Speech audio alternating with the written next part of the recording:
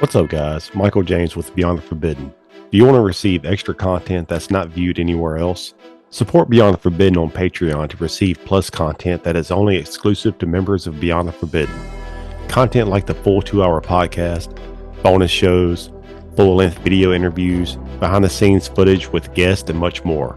So, what do you have to lose? Go to patreon.com/Beyond the Forbidden. That's patreon.com/Beyond the Forbidden and become a member of Beyond the Forbidden for just $5 a month. And also check the description for the links. All right, welcome to Beyond the Forbidden. Today on the show, I got my brother from another mother, Frankie Fearless. I have interviewed him. It was probably around 2017, 18-ish, something like that. And we got pretty deep, but my knowledge back then wasn't quite as strong as it is now when it comes to simulation, NPCs, this bullshit reality that we live in. But it's nothing like my man Frankie from New York. How you doing, man?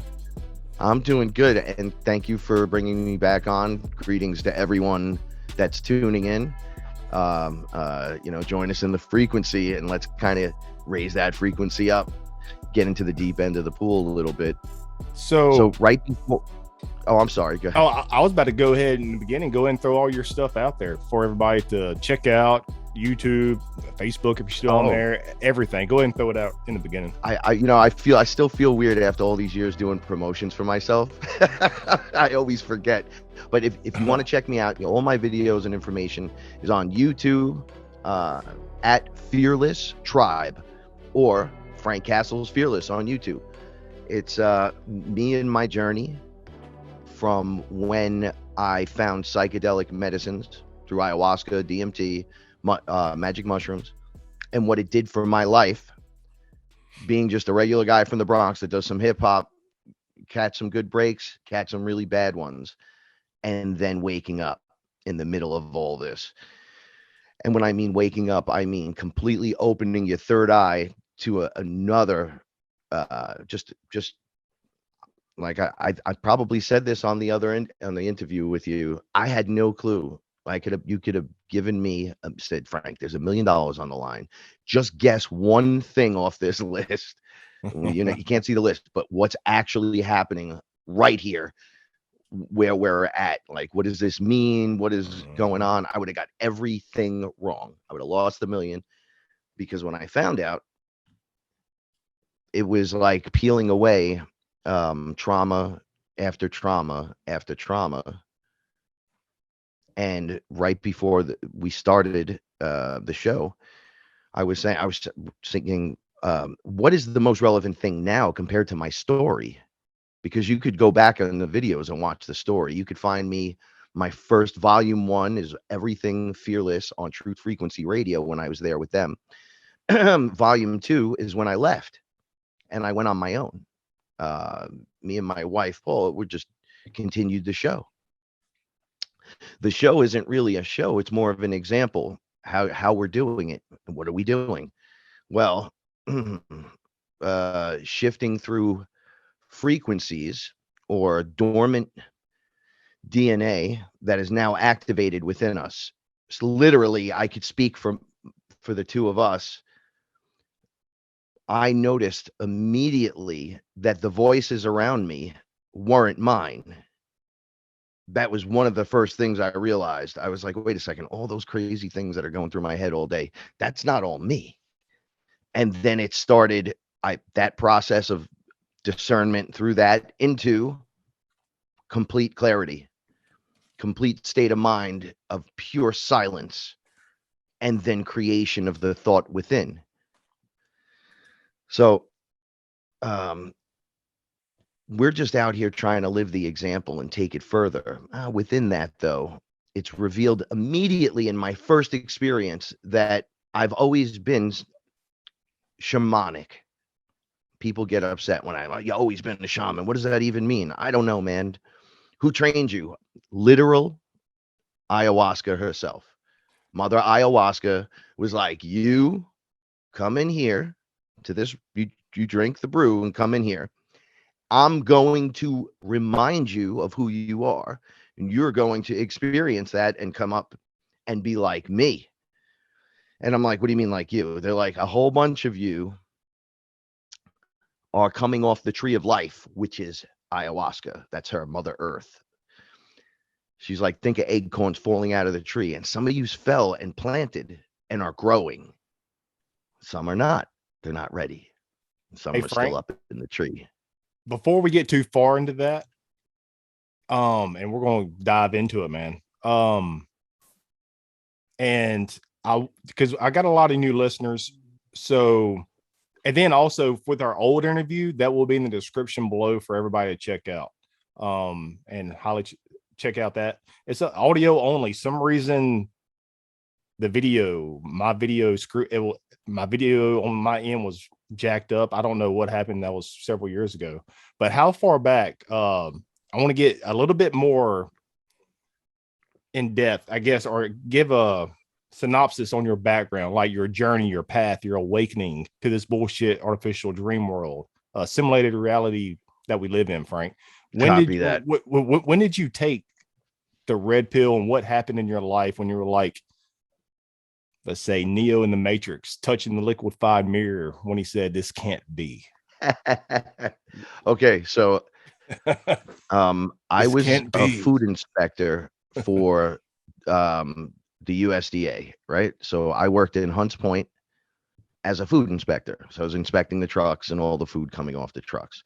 I was also at the time, all the way till now, in music. I was always doing music, and I had been in the hip hop group Heist Click, originally the Heist, from 1997 all the way to pretty recently. And then everyone in the group's kind of older with kids. So I started another group, Sons of the Sun. So anyway, during 2013, I slipped and fell it on the ramp at work. I pretty much busted my back and my neck, my shoulder, my lower back. Everything was corrupted, bulged, broken. I What year can't. was this? This was 2013, Okay. right? So it happened in like March, right? And then they removed me from duty in December. I had like the roughest year. I had to see their doctors, and by the time the information came out and everything got back, and all my time was used up. Now, mind you, I'm just living a regular life, but I'm also a hip hop guy. Like, I do music. So I was getting around. Everything was good. Everything was like, I was taking things to another level, and boom, the rug was pulled out from under me. Mhm. Now the doctors are saying, you're not going to walk by the time you're 50. My job releases me and says, you can't do this job for 1 year. You're fired. You're let go. Workman's comp still hasn't paid me. I'm still going to court with them. So everything was fail. The girl I was living with kicked me out. So I had to move home and live with my grandparents in my old bedroom, where there was still like teen posters on the wall. Very odd situation while fully damaged. However, I got a phone call to go work, to go on tour with a bunch of guys from the Woo Killer Bees, which would get me on stage with all these really famous acts in different towns over 3 months across the United States. They called me. I was like, all this work I've ever done, they literally don't call the group. They're like, yo, you come and we want your Canadian buddy, Mr. Burns, to go. But I can't walk. The doctors can't do nothing more for me. They're shooting me with spinal epidurals Damn. because I have 5 bulging discs. I have shattered bone fragments, and it's a workman's comp case. So no one wants to take care of me. No one's paying for anything. So I can't go. So all my options, even to do drugs and stay on drugs, were taken off the table. And I was like, I'm getting the lifetime thing that I can do, but I can't actually do it. And I get a phone call from the guys over at TFR. Chris Geo called me up. He said, yo, I see you on a poster in Colorado. I'm from New York City. I'm in the Bronx. And I'm like, what? Yeah. He goes, no, this is like a quarter mile from me. You need to come and stay with me.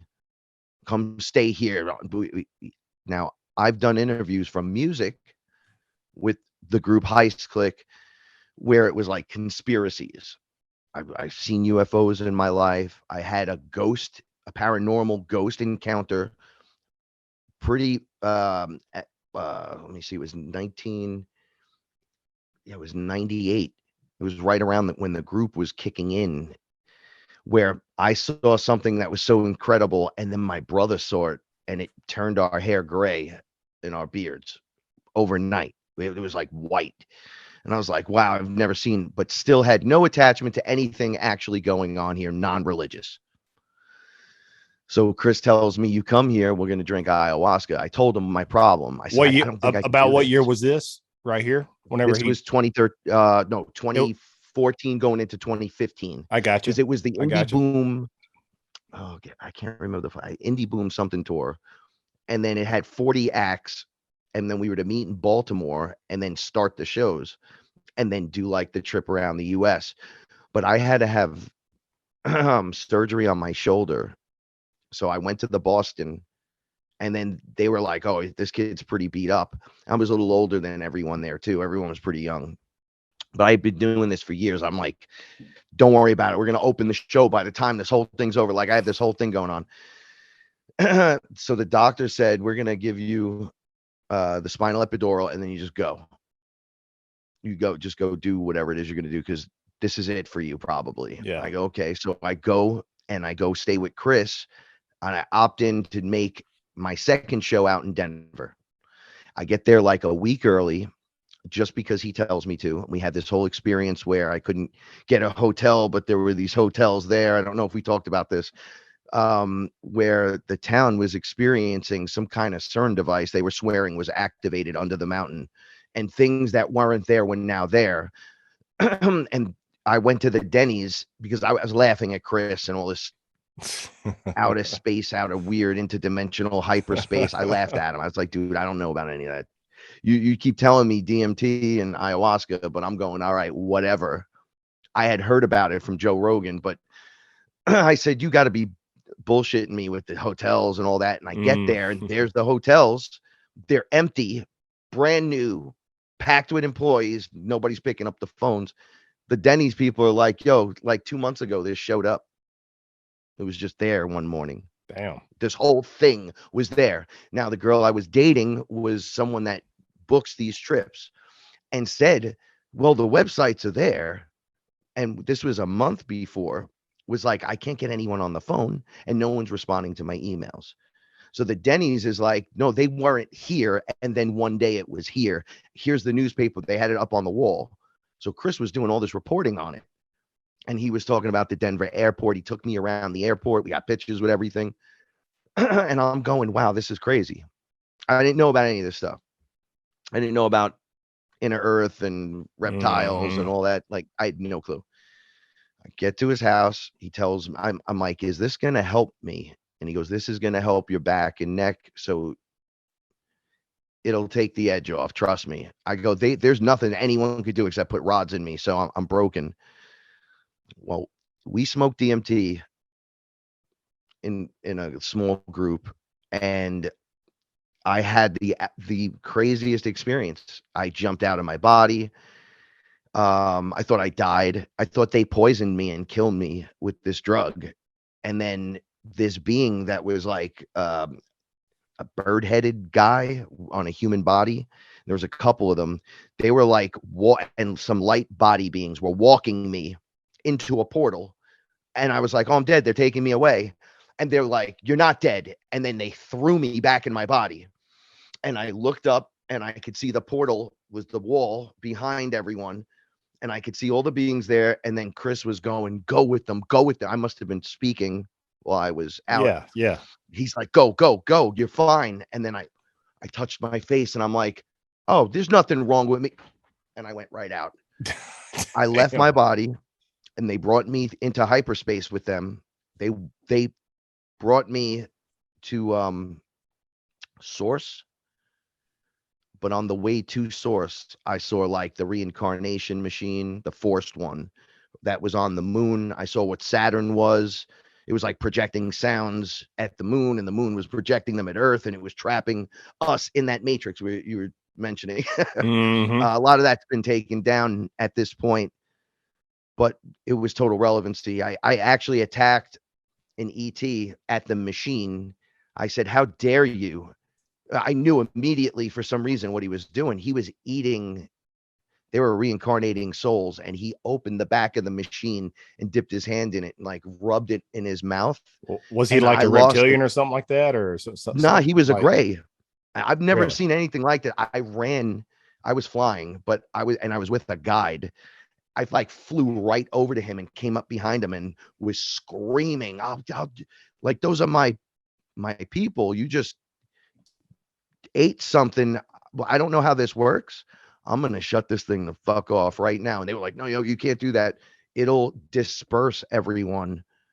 This was the problem they said they were having. It'll disperse and shut things down too quickly, and it'll injure spiritually and physically, almost as if like a like an atomic weapon. They were showing it actually to me. They showed me all this crazy stuff. It would go off, and it's actually going off and affecting every density around it. And I was like, wait a second, there's like other people living in these places, and they're like, oh yeah, we know. And then you have CERN opening portals. They were opening portals, and the portal would open, and then it was a one way, so they couldn't go through like from our side, but it would be like a tunnel that was sucking whatever that portal opened next to in that other reality into ours, just destroying everything. So to them over there, it was like black hole opening and sucking things in, and then just dispersing into energy in excuse me, in our reality until they were getting that stuff right. This was very overwhelming, right? So I did that. I did Saturn. I saw all the different planets. Everything was inhabited. I was pretty shocked by that. I went to different points in the universe itself where they were like, this is the heartbeat of the universe. Like, this is where it all started. And then it projected me into Source. And then from Source, I met Lucifer in the highest. I went after Lucifer. I said, you're the devil. I guess you must want my soul then. And then he just was like, I don't know what you're talking about. He didn't look like what anyone explained ever. He looked like this is so weird. A glorious version of Hercules Hernandez, the wrestler, and my dad. And my dad was a bodybuilder as well. And he carried the trident, and he looked like a big guy, something you would think Hercules more looks like, maybe. And I said, oh, you have a trident like Aquaman. You Aquaman? And he goes, no, the king of the oceans. He goes, whoever told you I'm the devil, whoever said that, I have nothing to do with any of that stuff. It's you humans creating this nonsense again. So he was like right in Source. As I came outside, he was the first person I saw. And then he wasn't doing anything. He was just sitting there. We had a talk, and then they launched me down to Satan. And then I realized that it was just energy. Everything was energy, and avatars or beings that will come forward when you see the energy to start to teach you about the energy itself. So I sat with Satan. I said, okay, you're trying to take the souls. Now you're going to fight me because I'm not giving up. I don't even know what I'm doing here. He said, I'm not fighting you. He called me creator. Why would I fight you? I don't actually do anything. It's take a look. And when I looked, he was eating souls that made commitments to him, to the energy, which was black. It was a black energy. And he just sat in his throne. He goes, I don't come to you. I don't go to people and whisper in their ear. That's not me. He's like, you have me confused with like reptilians and demonics. I'm not a demonic. I'm the energy itself. What kind of So energy? What kind of energy? it was what you would. All right. So the color was black, and I don't want to say black is Satan energy, but think of the lowest point in the 3D realm you can achieve, right? And Yeah. then we hit that point, like the fallen ones. I'm trying to make comparisons, and then you're standing in it physically, like you feel like you're physically there. When I was having this experience, it was me, Frank, standing there looking at him, and he was huge, and I wasn't scared. He wasn't scary, but he looked like Satan would. Like he had the horns. He was all black. It was like black on black on black. And he was just explaining to me that humans will make a deal, but you think you can sell your soul, but your soul is the creator. It's like, so you're just having an experience.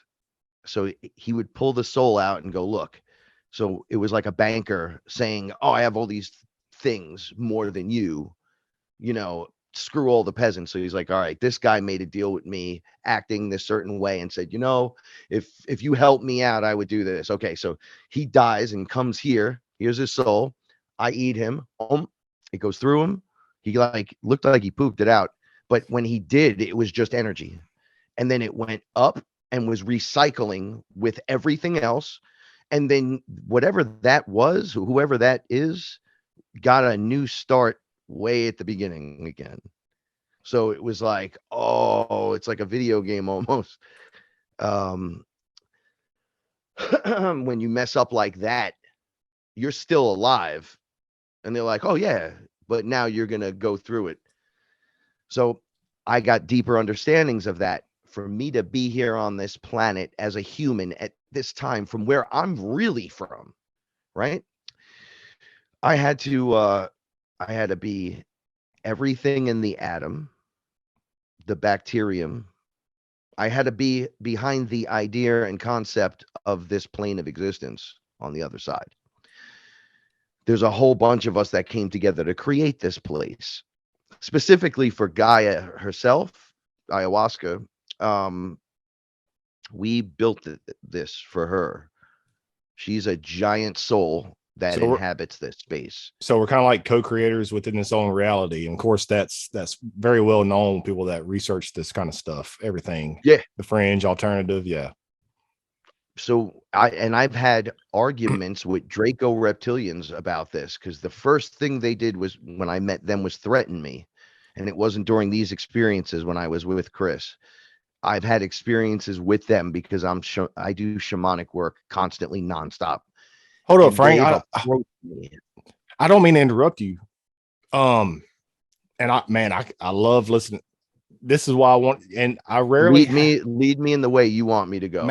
Man, out of all the people I've interviewed over since probably 2009 on and off, I've had different versions. My first show was Cryptic Knowledge Radio back on Blog Talk Radio in 2009, I believe. But I've rarely have interviewed a whole lot of people twice.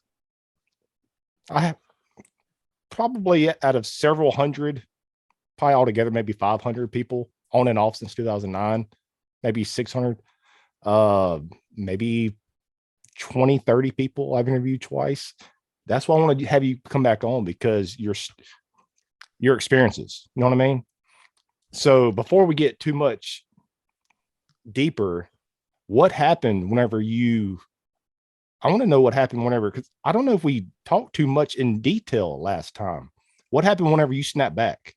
Like, okay, like so were you tripping? Like what did you think it was real? Did not feel at any time that I was on drugs, outside of the initial shock of doing it and thinking I died from taking a drug. But it was one of multiple thoughts. So as I left, these beings were like, you're not dead. So I kind of got over that. But then I forgot about that I was gone, man. I was doing these other things and I was fine. And it was 100%. It was so real that it was more real than if I walked inside right now and grabbed my wife and kissed her on the face and just said, I love you so much. It was more real than that. And we have so much love going on in this house. It's insane. And it just felt more beyond what I've ever experienced. What did you think? In terms of reality, the colors, the smells, the tastes, everything. Was this your true awakening though? Was this your true awakening? Oh, everything opened at once. Everything. So I spent 5 days. I'll keep. So when I snapped back, I hugged Chris and cried for 40 minutes. He said he had a whole story where he was recording me because I was talking, and then he said, every time we put the camera on you, you stop talking. So he goes, we just stopped because there was a whole bunch of people there and they were like freaking out. How But long he were you had a out? How long story were you that out? he said an hour and a half. Oh, So I just took 3 hits off this. So then he said to me later on, "You want to go in again? You got to wait an hour." I said, "Yes." So then we were pretty much nonstop that night. We did 3 times. And the stories go just deeper, deeper, yeah, deeper. yeah, yeah. And then the next morning or afternoon, I drank ayahuasca. That's when the healing began, and I became grounded to the information. So the information that night, I was like holding Chris's hand like a little kid, like, dude, don't let me. Chris is a big guy.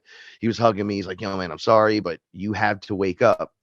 That's what they told us. He has a story about the last time prior to me being there and making that phone call with him where he's like, you have to come stay here. He said they did a giant DMT experience and they said, you have to get Frank here. He's coming through. And they were like, what? And he's like, no, I know Frank. I interview him with the music group with the conspiracies because he works at the USDA. I knew all about fluoride and Hmm. chemtrails for years. So I came in from that angle, but the stuff I was learning at that moment was like 40 years worth of information, fully unlocked and loaded, ready to go. That ayahuasca took something out of me the next day. It was like this piece of it looked like a red brick. She pulled it out and I said, "Give that back to me." And she said, "Here you go." And then she put it back in differently. But then she was like, "Look, it's fixed." And I turned like bright red, like from I guess my lowest chakra, it went up and things were just activating and spinning. I knew nothing about chakras. I knew nothing about deities. That was a Hmm. big freakazoid for me. I was talking to all these different beings. And then the next couple of days, we just drank ayahuasca. In between, we smoked DMT. We'd come out of the ayahuasca, and then he's like, "Yo, take a hit of this," and then boom, we're back in. So I spent the whole time under, and I would pull me out of my body, and then they would like do things to my neck and my back, and they were like, "Listen, this is gonna help you for a little bit." And sure enough, the first thing I said was, "I know how to make all this stuff." That was a shock. I was like a little bit of a meathead, and then I'm like, I know basic chemistry. I failed chemistry. I know, why would I use chemistry in the Bronx unless I'm making meth? I'm not doing anything like that. Blah. So I always put that crap out of my head. But I knew how to make DMT at that moment. I was like, yo, I remember this. So, I know how to do this. so you And got a then, download or something like that. dude, I was like, I'll make the ayahuasca the next time. So then they were like, what? And so I was making the ayahuasca and they were like looking at me. So we find out that I was in one life there, this small group's shaman, American Indian, and we were all lived together, raised together, and we were all killed together. So there's a whole now this is 8 years worth of stories. At the very beginning of the show, I said to uh my guides, what's relevant now out of this story? Because obviously, okay, so I'm 49 this year. I'm gonna be walking when I'm 50. Not only did she help me, ayahuasca, mushrooms, DMT, ayahuasca, hape have all, in one way or another, in their own significant way, because it's its own consciousness, has helped me become more by showing me who I am, and backing off, and then just answering questions. In between that, interactions on every level, interactions with things that made my brother not want to ever talk to me about it again because he was like, that's too much. I can't hear that. I had to go to the reptilian farm where they were eating people. They were like cloning people and then just eating them and taking the clone back out, bringing it back, the consciousness back, just the way we would do chickens. And I had to go there and see what was going. Do you remember this? Do you remember this? Do you remember this? Do you remember this?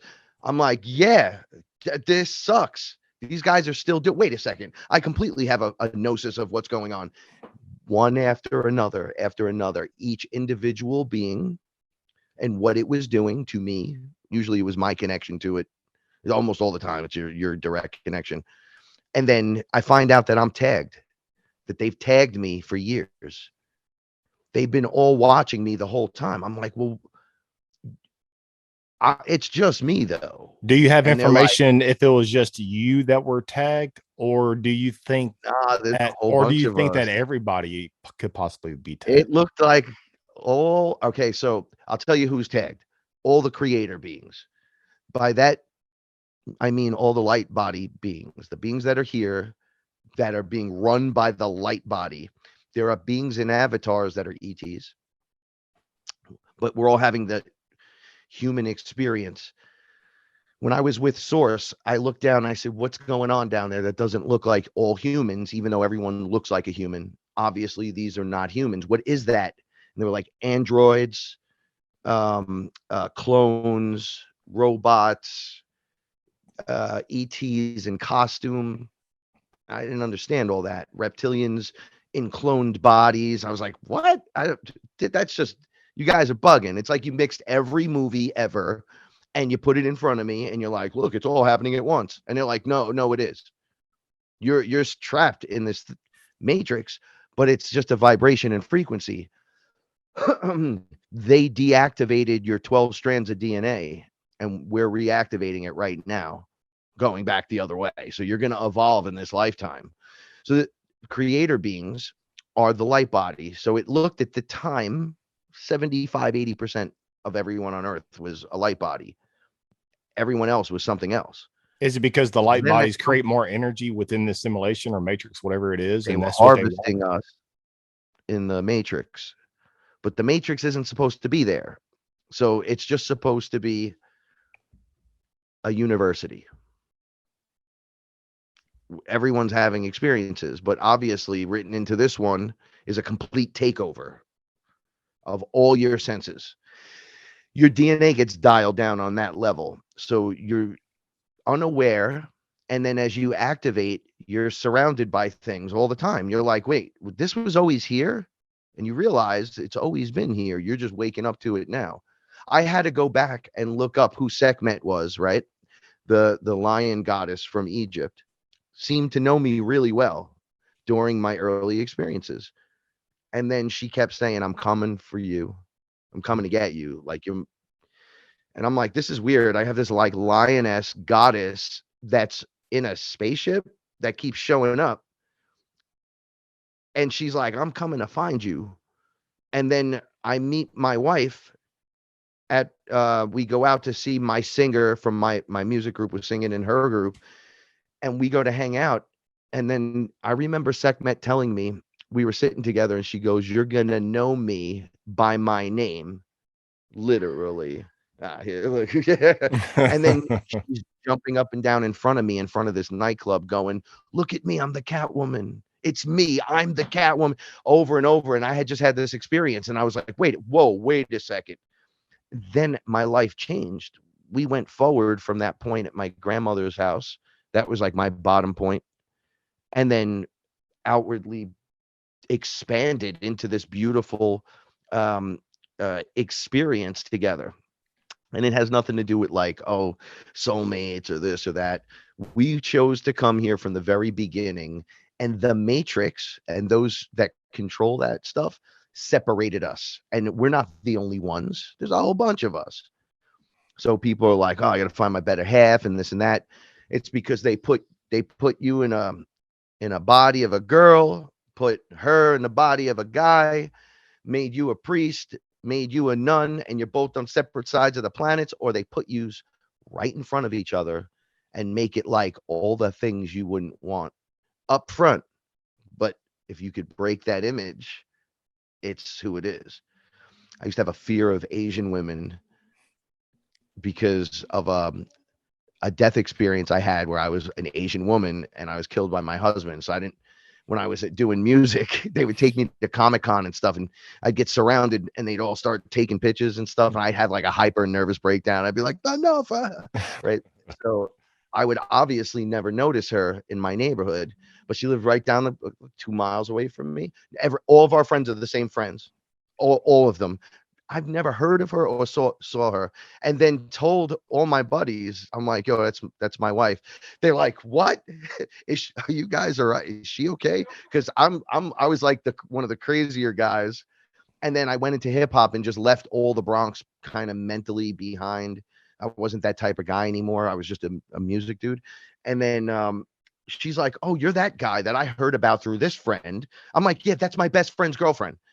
So, and I said to my buddy, how do I not know her? He's like, oh, that's the girl I used to say she was a witch. I'm like, dude, she's not a witch. She's a creator being. All right, let me explain real quick what a creator being is. So a piece of source, capital G God, but not of the Bible, like the source of all things, the big white light, gave individuals individuality, but at the same time, it's source. It's you get to be source, but you start small and you get bigger, but you have the same material. You're exactly the same. You came over to my house, we're having Sunday dinner. I put a little pasta in everybody's dish. You get the same amount of pasta. Then I take the sauce and I scoop sauce, and the sauce is the source of the whole thing, a big pot of it, and I put some in everyone's dish equally. Everyone's, obviously, when you look at it, it's random, it's a little different. Some people like it a little bit of this and a little bit of that. That's all, whatever. That's your individuality. You're allowed to have that and express that. But it's all the same Okay? thing. Yes. So that's the creator beings. So we're growing into this. So ayahuasca says, use are the cones, because always the pineal gland is represented as a cone that's beginning to open, like the pine cone that opens. They're like, yeah, yours fell into the hole, into the ground, and got buried. And then I'm relating that to seeing Satan and being in the lowest density that you can be, physicality. We came here and did this. This was our plan. We came into this place, and then now we're growing like the tree of life, which is inhabited by ayahuasca's Mother Earth, Gaia. It's her soul. And she's like, no, you creator beings are going to be exactly like me. I'm like big version of you, but you're born here, making you my child. But I called out to source for help. And then I was like, then I heard the call. I left what I was doing and I hear about this guy, Ishmael Perez, talks about this. He's the only other guy I've ever heard talk about this. I interviewed the way him last summer, I believe. Yeah. He has an interesting way about the 13 dimensions, right? So I see them as densities, right? And then the dimensions are all the lateral movements. Okay. Everything's a dimension at that point. Everything's a density and a frequency. Okay. And so this whole universe is based on 13. 13 being like the white room. They discuss being in this white area in the Matrix. It's like the back hallway where you can access anything and then make changes from there. Okay, that's real. It's not quite like that, but it's like a white room where scanners will come up and pop up right in front of you, and you get to see everything about whatever it is you want. Usually about yourself. Your higher self knows the code and punches it in, and it activates the screens. And then you see your path and you're like, well, I don't want that in my path. So how do I avoid that? Well, up at this level, you just move out of the way. That's it. You're done. And I'm like, oh, wait. Oh, this is perfect. Look at that. And they go, see, and then it closes. And then it drips in as you drop back down into density. So anyway, Perez has this interesting theory where it goes up to 13. And he says, I'm from the 13. That's like 12 going into 13. That's where I'm from. And I go, I know what he means, because I've tried to learn the piano, and the best way to explain it is the keys and then how they present themselves.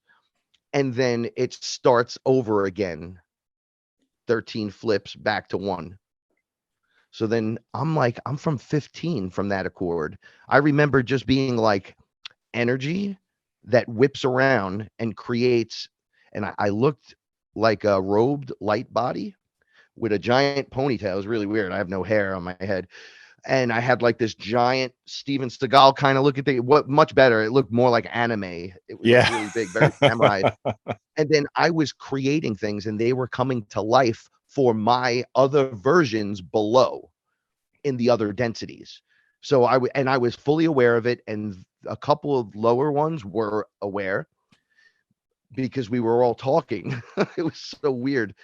And yeah, so I'm like, I came here from that higher level as well. When I heard the call that Earth was in trouble, Mother Earth, but Earth is just a portion of Gaia. It's just like a spot on the planet. It's like one spot in the tree, like Midgard, but you still have all the other places. So when we heard this, we came here, and then she's like, right, you were the guys that Source sent to rescue me, and you're over here screaming hell, like we're under ayahuasca and we're fully trauma based. We're like big adult babies that need to be healed from all this damage from that's ever gone on ever all around us in a world that shouldn't even be. It's not supposed to be like this. This is the living library. I take this very seriously because for ayahuasca, I am an ambassador. I'm an ambassador to the whole thing. Wait a second. I'm Source. Source sent me knowing I will come to help. And when everyone's like, well, where's God? When I keep calling out to him, there's a whole bunch of us. We're all here. Obviously, we're all connected to Source, but some of us are literally the embodiment of Source, 100% ready to take the full, I'm getting worked up, the full 12-strand DNA, okay, to get that activated, to be the example of how to turn that on in front of everyone. I've had encounters with Space Jesus. I don't know if we talked about this the last time. And he said to me, listen, do not listen to anything they've said about me. No, nothing. I said, well, nothing at all. And then he's like, all right, one thing. So I go, okay. He goes, you're going to be able to do everything I did and so much more. He goes, I activated it. And then for those 30 years I was away, I was drinking soma and ayahuasca and doing hape and doing everything you're doing right now. And I said, you came off a spaceship. That's why I call him Space Jesus. And he goes, yeah, you guys got it all wrong. You're the Christ. The Christ is in everything. It's Source. So you unlock your DNA and it's Christed. Is that why they kind of is that why they kind of call it Christ consciousness or something like that? It's just you open your DNA and become like the light body. You become the Source. You're here. So you're grounding that energy here on the planet. We're all helping to we're bringing heaven on earth here, metaphorically, but not really. It's really going to happen. But what's heaven? Well, it would be minus those that would want dominion over us, right? You would start living better and healthier, and you love yourself. You love this. You're starting to really dig that. You're creating a couple of cool things. Man, this is pretty cool. Heaven on earth. More, please. Well, keep creating. And then there you evolve into it. But think of like chains from heaven that come to those who would come from the other side knowingly and willingly here to grab the bottom of that chain and hook it onto the planet. And then you use yourself as the post to bring in the energy of Source. So it would raise the frequency of the whole place, which is why none of us live together, right? And communes never work out, because you're not supposed to all be together like that. You're supposed to be spread out like a grid. You want to raise the grid, just like in Tron, man. You go to your corner, you activate right there in the corner. From the other side, when you look at it, you find Buddha in each corner. You're like, oh, he's here, he's here, he's here. It's like, just anchor, man. Where are you going? I'm like, I'm looking for God. He's like, okay, massive revelation. You're God. You don't need to go anywhere. Sit on it, think about it, come back and talk to me. And then I'm like, wait a second, little G, right? No, big G. Stop calling it G God, because God is like the guy in the Abrahamic Bible. Like, you keep going back to that mentally. Think Source, condition programming. Yeah. So then I found out Anu and all those guys are like 4D, 5D. And as I met them, the first few times were crazy, but I find Ra approached me in the very beginning, my brother, and was like, I'm kind of your dad. Like, so we're gonna rock through this. He's like, I'm gonna lead you through this. I was like, are you kidding me? Like, he was there. He was there. He was in my grandparents' house. He was with my grandfather. He was with me. Shiva showed up. I wasn't having like light beings and angels, even though they were there. I was getting like Ganesha and Kali. Um, the goddess Isis would come to me Mm-hmm. and explain to me the situation and the scenario, and I'd have complete recollection, complete. And I'm like, holy, it's really spiritual, 50%. They're like, it's 100% spiritual, 100% physical. They're like, get over all the things you think you know. And then I didn't understand half these things, and I'm working my way up towards pyramids and all that other stuff, and I'm seeing all the designs on the It's because inside of the pyramid. you can experience either without the other. Yeah, well, Because to from experience this, you need the spiritual. Well, you need the physical for the spiritual to use this physical like as a vehicle. But yes, on the other hand, this vehicle isn't shit. You won't have any crazy or okay, life you're so experiences without the strong. spiritual. You are so powerful that the essence of you, the individuality of source, is so powerful that you're going to overwrite the egoic two-strand programming inside the flesh body into the heavenly body in front of everyone, whether over evolution or in this lifetime. But that's where this goes. So that's how powerful you are. The whole earth is against you, it feels like, right? The AI algorithms are obviously against us. Shadow banning Israel, ladies and gentlemen. I've been at 1600 on my fearless page for 5 years. Like, it goes up and then it goes, you've lost 700 people. And I go, I have? I didn't even know I made two. Like, I don't get involved. I've been at 31,000 since like 2017. I Seriously, gave since up. 2017. What's up, guys? Michael James with Beyond the Forbidden. Do you want to receive extra content that's not viewed anywhere else? Support Beyond the Forbidden on Patreon to receive plus content that is only exclusive to members of Beyond the Forbidden. Content like the full 2-hour podcast, bonus shows, full-length video interviews, behind-the-scenes footage with guests, and much more. So what do you have to lose? Go to patreon.com/Beyond the Forbidden. That's patreon.com/Beyond the Forbidden and become a member of Beyond the Forbidden for just $5 a month. And also check the description for the links.